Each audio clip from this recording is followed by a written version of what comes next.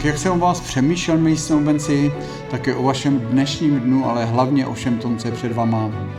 Vybavil se mi text jedné svadební písně, který zní: jak proudy říček dvou se náhle v řeku spojí. A dál už jedno jsou a nic je nerozdvojí.